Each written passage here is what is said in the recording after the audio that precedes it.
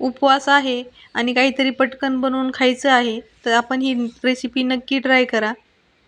मस्तपैकी 1 वाटी साबुदाणा घेतलेला आहे मी. साबुदाणा छान नीट करून घ्यायचा आहे. भिजवायचा नाही आहे लक्षात ठेवा. 4 तास वाट बघायची गरज नाही आहे. हा साबुदाणा घेतलेला आहे मी. मस्तपैकी एक कढई ठेवायची आहे गॅसवर. त्याच्यामध्ये आपल्याला न तेल ॲड करायचं आहे, न तूप ॲड करायचं आहे. गॅस थोडा कमीच ठेवायचा. तो साबुदाणा मी त्याच्यात टाकून घेणार आहे. हा साबुदाणा तुम्ही भाजल्याच्या नंतर स्टोअर पण करू शकता. तुम्हाला जर नंतर ही रेसिपी जर खायची असेल, जर आवडली असेल, तर नक्की तुम्ही ट्राय करा. भाजून ठेवायचा छान साबुदाणा. मस्तपैकी त्याला असं छान परतत राहायचं, खाली चिटकू द्यायचं नाही. माझा साबुदाणा छान भाजलेला आहे, तुम्ही बघू शकता. मस्तपैकी भाजून घ्यायचं, त्याला थोडंसं आपल्याला थंड होऊ द्यायचं आहे.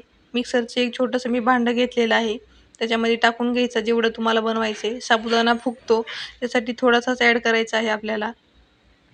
मस्तपैकी त्यात टाकून घ्यायचा आणि आपल्याला छान असं फिरून घ्यायचे जाडसर थोडंसं, पूर्ण बारीक नाही करायचे.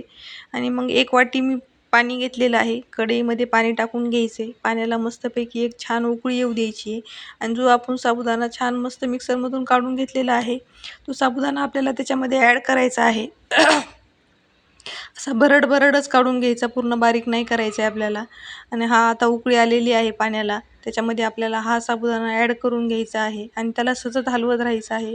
कारण साबुदाणामध्ये खूप स्टार्च असतं, चिटकतं ते लगेच कढईला, म्हणून आपल्याला सतत हलवायचं आहे. आपण ह्याच्यात तेल, तूप काहीच ॲड करणार नाही, उपवासासाठी बनवणार आहे.